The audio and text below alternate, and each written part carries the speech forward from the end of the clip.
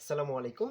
আজকে আমরা ইংরেজি গ্রামারের অত্যন্ত গুরুত্বপূর্ণ একটি টপিক ট্রান্সফরমেশন অফ সেন্টেন্স নিয়ে আলোচনা করব। ট্রান্সফরমেশন অফ সেন্টেন্স ৬ষ্ঠ থেকে ১০ম শ্রেণী পর্যন্ত এবং একাদশ, দ্বাদশ শ্রেণীতেও অত্যন্ত গুরুত্বপূর্ণ একটি টপিক। এবং এখানে খুবই গুরুত্বপূর্ণ কিছু সূত্র আছে। সূত্রগুলো এপ্লাই আমাদের যদি জানা থাকে, তাহলে আমরা যেকোনো ক্লাসে খুব সুন্দরভাবে ট্রান্সফরমেশন অফ সেন্টেন্স গুলো সমাধান করতে পারবো। এখানে আজকে আমরা আলোচনা করব অ্যাফার্মেটিভ টু নেগেটিভ নিয়ে। অ্যাফার্মেটিভ টু নেগেটিভ এর বেশ কয়েকটি রুলস আছে। তার মধ্যে অত্যন্ত জনপ্রিয় এবং গুরুত্বপূর্ণ একটি রুলস হচ্ছে সাহায্যকারী ভার্বযুক্ত অ্যাফার্মেটিভ সেন্টেন্সকে নেগেটিভ করার রুলস।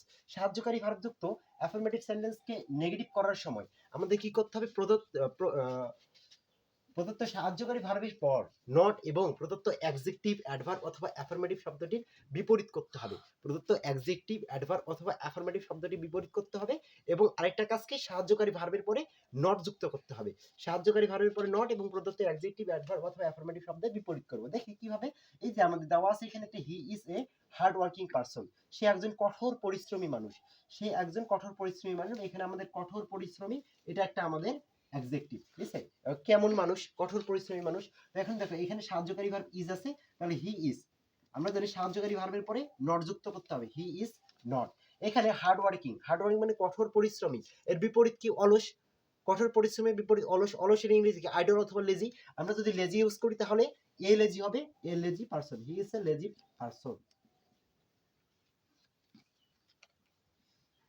এবং দেখো নিচের আরেকটা প্রশ্ন আমাদের দেওয়া আছে, he is a good student. সে একজন ভালো শিক্ষার্থী।